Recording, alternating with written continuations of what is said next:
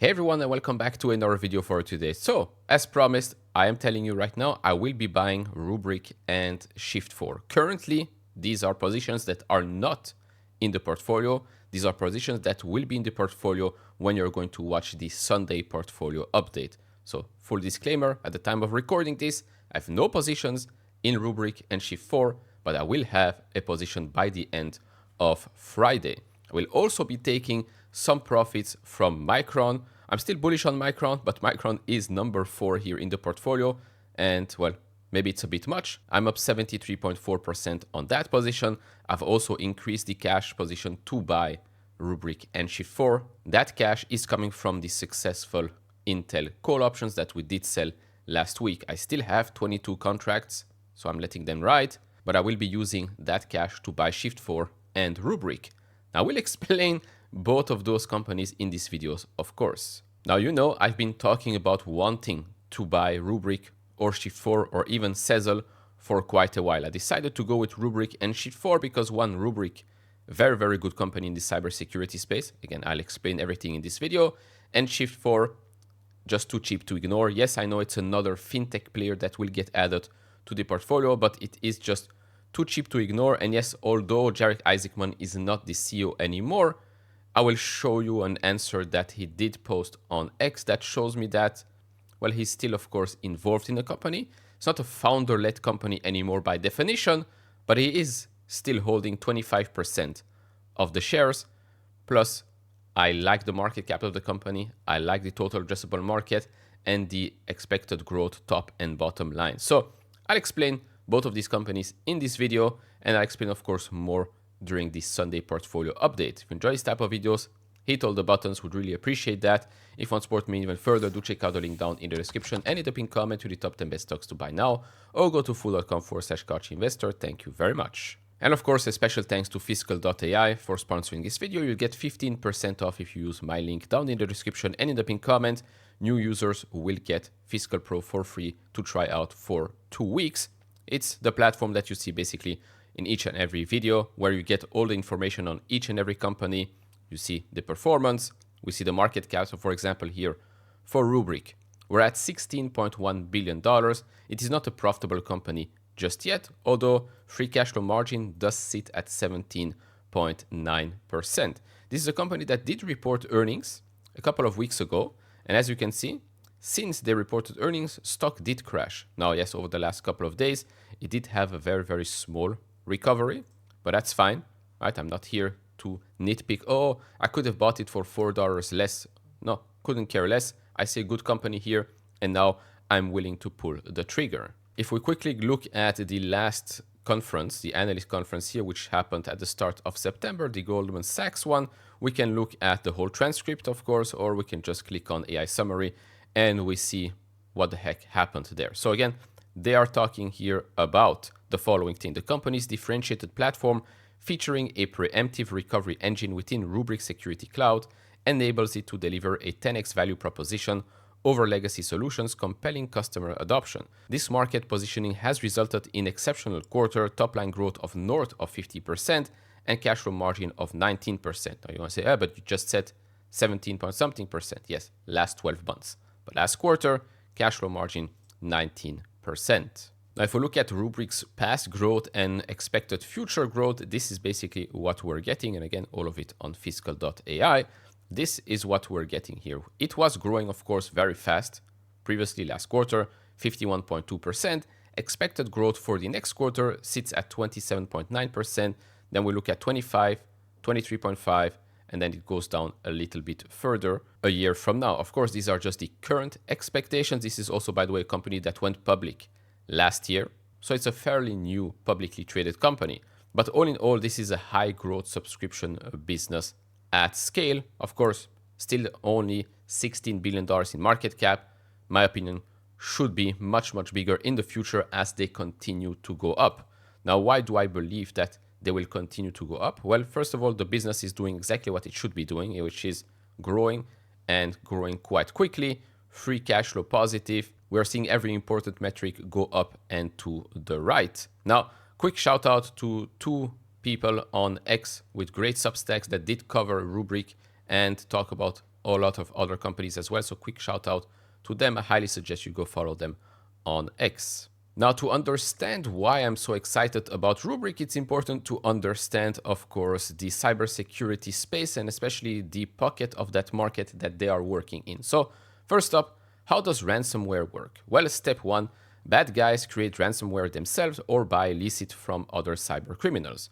Step two, cyber criminals use social engineering to gain access to your network and systems. Then before we get to step three, in some cases, attackers will exfiltrate your data prior to encrypting your systems. Then we get to step three here. They use the malware to digitally encrypt all your IT systems and data possible. And then step four, attackers use your encrypted sensitive data as leverage to force you to pay a ransom. It's a very, very lucrative business. Now, why is it that cybersecurity stocks have been trading at a big premium, right? We've been talking about that for quite a while.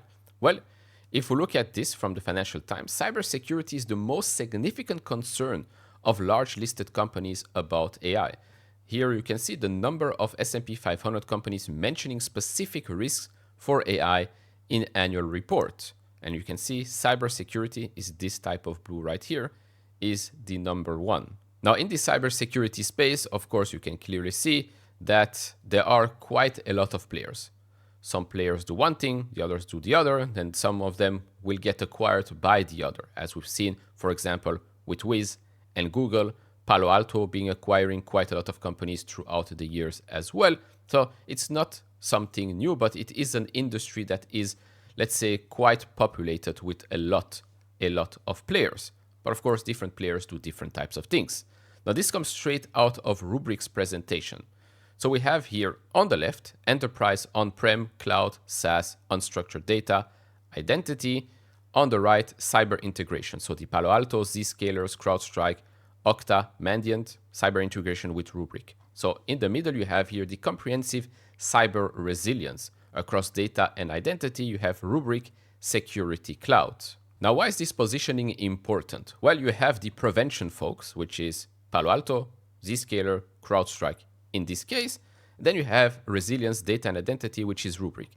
The job of these guys, to put it simple, is to keep out the bad guys. Now, we know that that's not always possible, right? And so when they open the door, right? Not open door, but when the bad guys do open the door and manage to go through this wall of prevention, now comes Rubrik. Rubrik is here to make sure that when they come in, you will not have all of the troubles that you previously had. Like you will not have to deal with ransomware, loss of data, etc., etc. That's what they mean here with resilience. Cyber resilience is the future of cyber security. Yes, walls do tend to keep out a lot of the attackers, but some of the walls have cracks in them. And when you have those cracks, someone will slip through it. And then, of course, you would love to pay an amount of money to make sure that you are safe afterwards. And that's where Rubrik comes in. Then if we look at a little survey here, so according to Semperis, 78% of responding organizations were targeted by ransomware in the past 12 months. 78% North America, 84% UK, 77% Europe, 74% Asia Pacific. The top three industries are manufacturing, utilities, IT telecom, and finance. Looking at the ransomware protection market and the expected growth, currently we're sitting here at $30.9 billion. That's expected to grow to about $100 billion by 2033. And lastly here, if we look at the Magic Quadrant for backup and data protection platform, according to Gartner, you can see that Rubrik here is at the top right one with the leaders. And so if we look at the stock right now, yes, it was lower, right? It was in the low 70s a week or so ago, fine, but it did see it rebound above the 200-day moving average. Yesterday did see a retest of that rebound. As you can see, we did close above $80.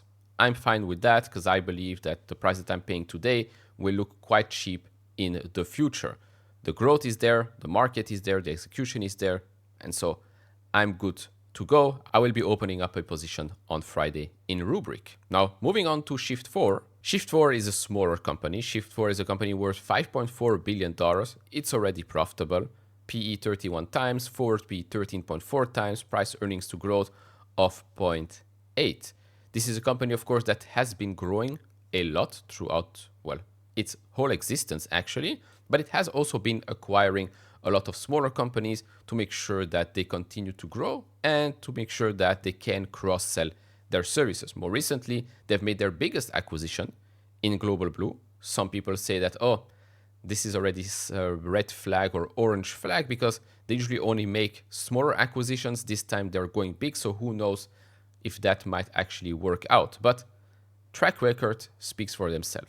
They've been doing this for quite a long time, and why would we start to doubt them right now? You could maybe say we would start to doubt them right now because Jared is not the CEO anymore, but he's probably one behind the acquisition of Global Blue. Interestingly enough, he did write a very, very long post on X answering a couple of questions and concerns this user here had. So for example, a couple of points here. 1. 4 is one of the worst offenders in terms of earnings add-backs. Over the last 12 months, 21.5% of 4 adjusted EBITDA was from SBC acquisition, restructuring, integration, FX, and other non-recurring costs. Yes, the stock is inexpensive, but it also isn't as cheap as the headline multiple suggests. Then questions about the organic growth, transparency behind that, the Global Blue acquisition, and the last one here is, okay, fine, you can raise those questions, that's fine. But to say that because nobody else succeeded at what Shift4 is doing, does that mean that Shift4 has no chance at succeeding? I don't think so. And so if we go and look at the answers here, first of all, he acknowledged here, if my numbers are not super precise, I am executive chairman now, so not in the trenches as much as Taylor, the new CEO, which was previously the president of the company, who is, of course, also a childhood friend of Jared Isaacman. But it is also why I have the time for such a lengthy answer. So he goes on to talk here about point 1, for example, which I think is very important. Adjustment to EBITDA will vary, but of course, we do a lot of M&A to feed our cross-sell funnel. It is absolutely the best use of capital to generate optimal returns, but it involves restructuring organizations and deleting parts, so there for sure should be adjustments. Relative to a lot of our peers, at least we have the EBITDA and free cash flow to adjust, and we have been profitable since 2004. In fact, EBITDA has grown 1,700% over the last 5 years. Our true SBC has to be below all of our peers, but we do incorporate stock in acquisition consideration to have the right equity alignment with our targets. As the largest shareholder, he owns around 25% in equity and have bought millions in open market in 24 and 25, I only care about smart dilution. Talking about him buying stocks, these were the last time he bought the stock at around $81 and $83, as you can see right here. Then touching on the last point, because I do think that's also an important part, talking about, oh, the others didn't succeed in doing it, so Shift4 will not succeed in doing it. So as mentioned in point 2, don't let the fact that legacy payment companies were so bad at capital allocation all these years deter you from what has proven to be a winning strategy in other verticals, like what Palo Alto has done in cybersecurity or Amazon has done in e-commerce. We are going to have $1 billion in free cash flow within the next few years. That's the outlook goal. I think it's fiscal 27 or so. So either, or maybe 28, we'll check at that in a bit. So either the market will reward the company for outperformance, or we will simply buy back the stock until it no longer makes sense to do so. I also think it's funny when investors who have a mandate to invest in public companies take a position that compelling M&A opportunities will be scarce. That is like saying eventually you have to stop investing in the market because surely there won't be any attractively priced companies left to invest in. So to me, this answer here is a pretty good one. Now, going back to the company, so the exit run rate from 2027 is $1 billion in adjusted free cash flow. That's the correct number right here. They also showed us the evolution of the total addressable market, as I've shown you last week. Started at $1 trillion at IPO. They're now at over $14 trillion right now because they've expanded M&As and are also expanding internationally, more specifically here in Europe. As for the midterm guidance that they gave us, they have 3 scenarios: sit on their hands case, impact of Global Blue, and the most likely case following the Shift4 playbook with Global Blue and other merger and acquisitions. You can expect gross revenue less network fees, 3-year CAGR of over 30%, Adjusted EBITDA also here 3-year CAGR above 30%. The other scenarios are a bit less than that, and the sit on their hands case, in my opinion, will not exist. And so right now, looking at what the business has been doing and what it's expected to do according to the analyst expectations, this is basically what you're looking at. Still expected to grow closer to 30% in fiscal 26, then 25.9% in fiscal 25, then 25.9% in fiscal 26, and just 15.2% in fiscal 27. Also remember that next year in the United States, Canada, and Mexico, you do have the World Cup, and seeing that Shift4 has a huge presence in the United States, hotels, sporting events, well, they will definitely benefit from that. Also, I've seen someone say that, oh, Shift4 is a highly cyclical business because concerts, sporting event, hotels, and all of that are cyclical. And I was like, what? How can that be? You will always have concerts, you will always have sporting events, and you will always have people go and travel.